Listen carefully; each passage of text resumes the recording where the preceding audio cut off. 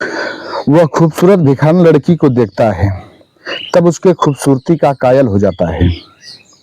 एक दिन शादी का इजहार कर देता है, उस लड़की से शादी करने का इजहार कर देता है, लेकिन वो लड़की कहती है, बाबू आप मेरा मजाक तो नहीं उड़ा रहे हैं? यह बिल्कुल दिल को झकझोर देने वाली कहानी है। आप लोग इसे जरा गौर से सुनिएगा। आगे कहानी विस्तार से। नमस्कार, हम अजीत यादव शेरा भाई। हमारे इस चैनल में आप सबका बहुत बहुत स्वागत है। अगर आप लोग हमारे इस चैनल को अभी तक सब्सक्राइब नहीं किए हो तो चैनल को सब्सक्राइब जरूर करें, लाइक करें, कमेंट करें।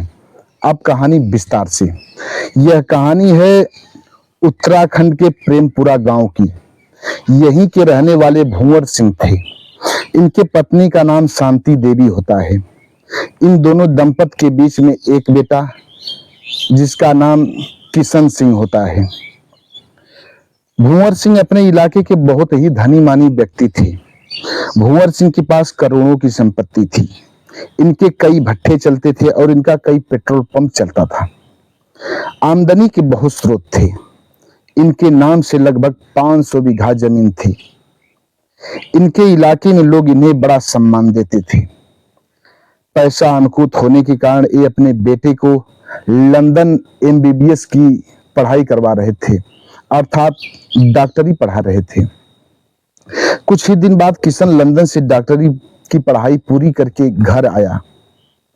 एक दिन किशन अपने माता पिता के साथ द्वार पर बैठा हुआ था। किशन बड़ा संस्कारी और बड़ा ही नेकदिल इंसान था। वो अपने माता पिता से बातें करते हुए कह रहा था और पिताजी से कहता है कि पिताजी हम इसी शहर में एक हॉस्पिटल खोलना चाहते हैं। उस हॉस्पिटल में हर गरीब से गरीब लोगों का इलाज करना चाहते हैं, जिससे जिस गरीब के पास पैसा नहीं होगा उसका इलाज हम फ्री में करना चाहते हैं। भगवान का दिया हुआ तो सब कुछ है, थोड़ा गरीबों की मदद हो जाए तो बड़ा ही अच्छा होगा। अब किशन के पिता भंवर सिंह हंसते हुए कहते हैं कि जैसी तुम्हारी इच्छा, जो करना है सो तुम करो, पर हाँ ईमानदारी से करो। किशन यह बात सुनकर के बहुत खुश होता है। अपने पिता की बात को सुनकर बहुत खुश होता है। बाप बेटे में यही बात चल ही रही थी कि किशन के द्वार पर एक बड़ी ही खूबसूरत लड़की भीख मांगते हुए आ जाती है। उसका नाम श्रद्धा होता है। उसकी उम्र लगभग 19 से 20 साल के करीब उसकी उम्र थी। वही किशन की माँ बैठी होती हैं। श्रद्धा उनके पास जाकर के भीख मांगती है। इतने में किशन जब श्रद्धा को देखता है, श्रद्धा बड़ी खूबसूरत थी। किशन श्रद्धा को देखकर उसकी खूबसूरती का कायल हो जाता है। वह सोचता है इस लड़की से पूछूं कि ये इतनी खूबसूरत और संस्कारी दिख रही है, यह क्यों भीख मांग रही है, इसकी क्या मजबूरी होगी। लेकिन इतने में किशन की माँ भीख लेकर आ जाती है। श्रद्धा भीख को लेकर के चल देती है। किशन संकोच के मारे, यूं कहें लज्जा के मारे कुछ पूछ न सका कि उसके माता पिता क्या सोचेंगे। अब श्रद्धा भीख लेकर चली जाती है, लेकिन श्रद्धा का खूबसूरत चेहरा किशन के मन मस्तिष्क पर छाया हुआ था।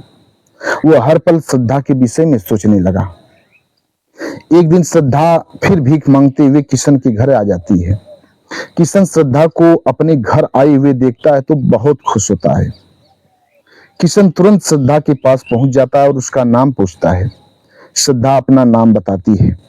किशन श्रद्धा से पूछता है, तुम इतनी खूबसूरत हो और भीख मांग रही हो, मुझे यह कुछ समझ में नहीं आ रहा है, तुम क्यों भीख मांग रही हो। श्रद्धा की आंखों में आंसू आ जाते हैं। श्रद्धा रोने लगती है, कहती है बाबू मजबूरी है, मजबूरी क्या नहीं करा सकती। इतना सुनने के बाद किशन फिर कुछ पूछना चाहता था, पर किशन की मां भीख लेकर आ जाती हैं। श्रद्धा वह भीख लेकर वहां से चल पड़ती है, पर श्रद्धा की आंखों में आंसू देखकर किशन बेचैन होने लगता है। सोचता है इस बेचारी की क्या मजबूरी है, इसका पता लगाना चाहिए। अब किशन अपने गांव के बाहर वाले रास्ते में, एक बगल में बाहर गांव के रास्ते में एक झाड़ी थी, उसी झाड़ी की आड़ में जाकर के बैठ जाता है। सोचता है कि शाम जब होगी, श्रद्धा अपने घर जाएगी, तब मैं उसका पीछा करते हुए उसके घर जाऊंगा और उसके हालातों का पता लगाऊंगा कि उसकी क्या मजबूरी है कि वह भीख मांग रही है।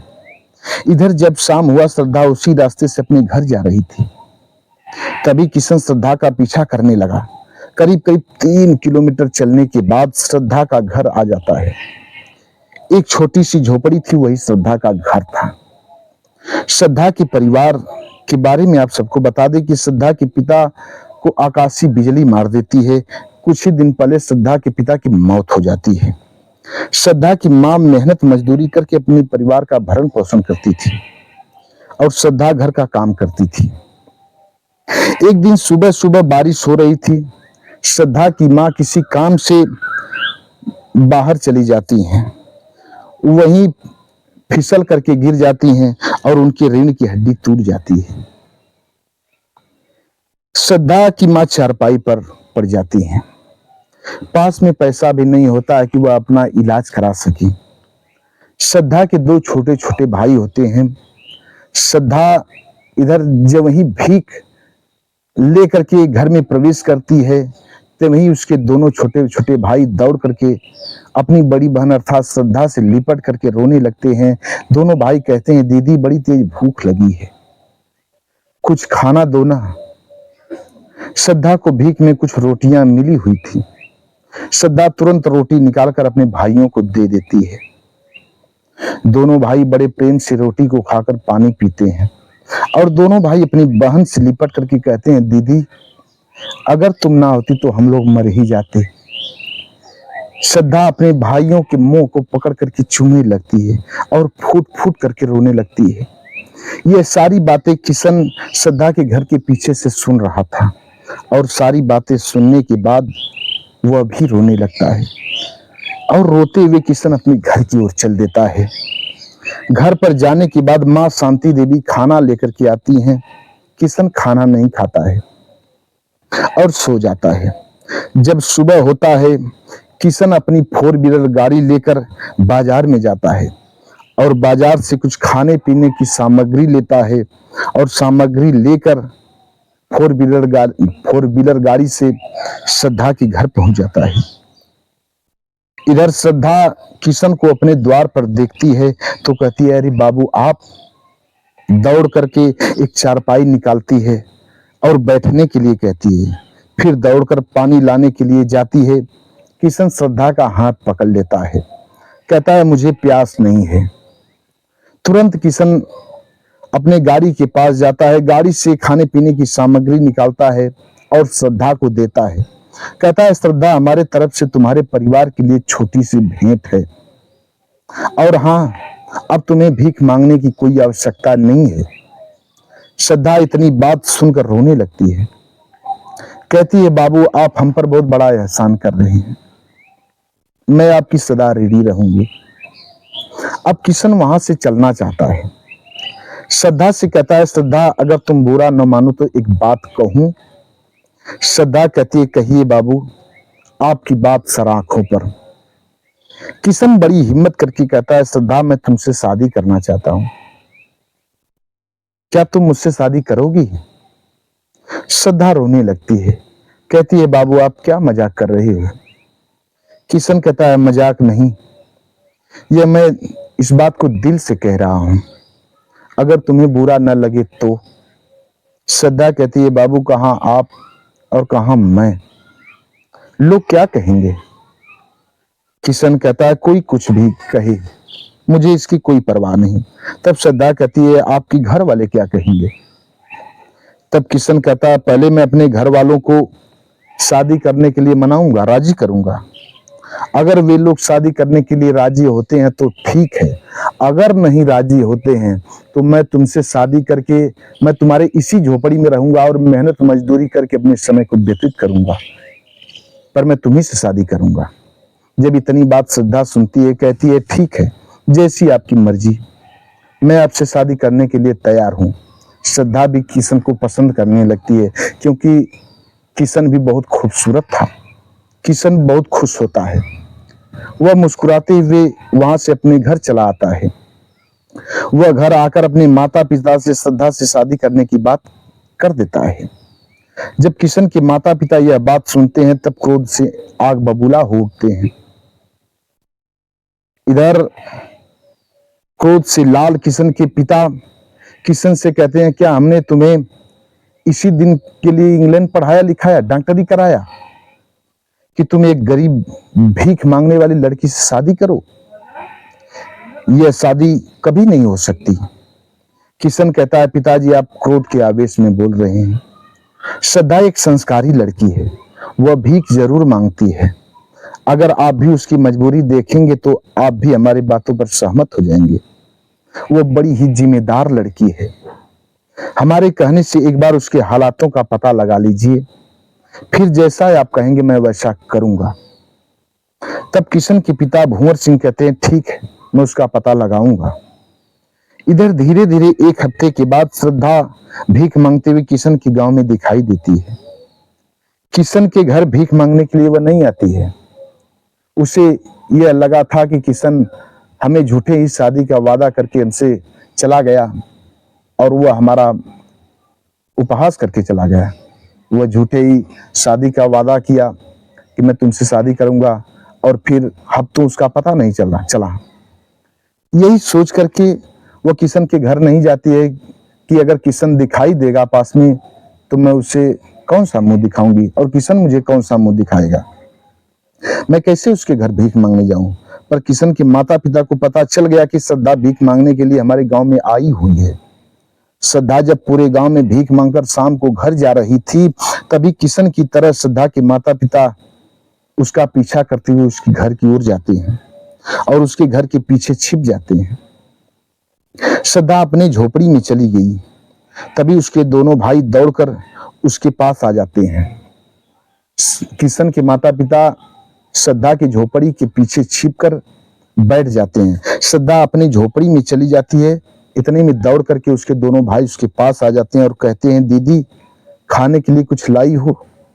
बड़ी तेज भूख लगी है दीदी। श्रद्धा अपने दोनों भाइयों को अखबार में समेट कर रोने लगती है। कहती है, भैया आज भीख में कुछ भी नहीं मिला जो आप लोगों को खाने के लिए दे सकूं। दोनों भाई रोने लगते हैं। श्रद्धा उन्हें चुप कराती है।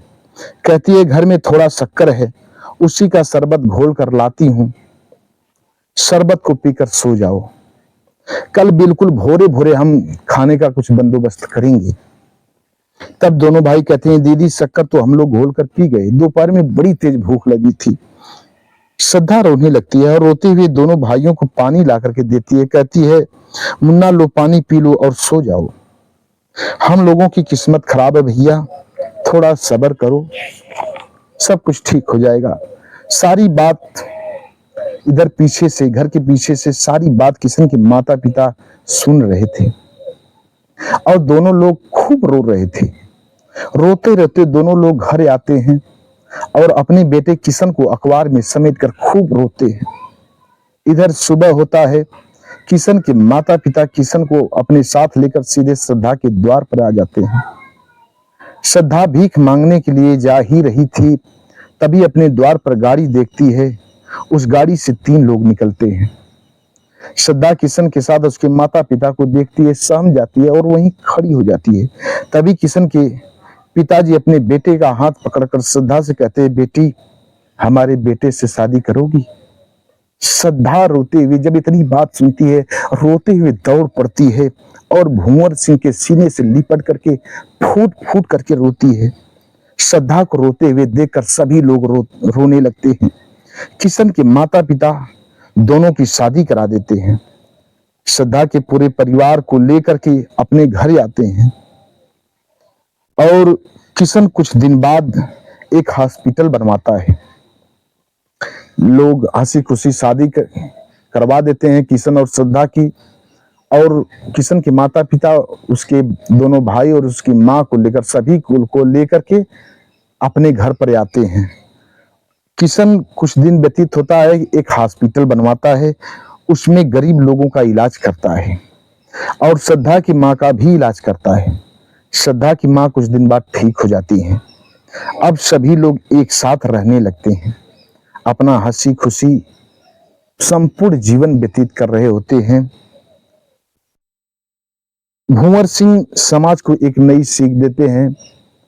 गरीबी और अमीरी का दीवार को तोड़ करके अपने दोनों बच्चों की शादी कराते हैं और समाज को सीख देते हैं कि गरीबों से कभी भेदभाव नहीं करना चाहिए। यह थी एक करोड़पति लड़का और एक भिखारन लड़की की कहानी। अगर यह कहानी आप लोगों को अच्छी लगे तो लाइक करें, सब्सक्राइब करें। नमस्कार, हम अजित यादव उर्फ शेरा भाई फिर मिलते हैं किसी एक नई कहानी के साथ। तब तक के लिए नमस्कार।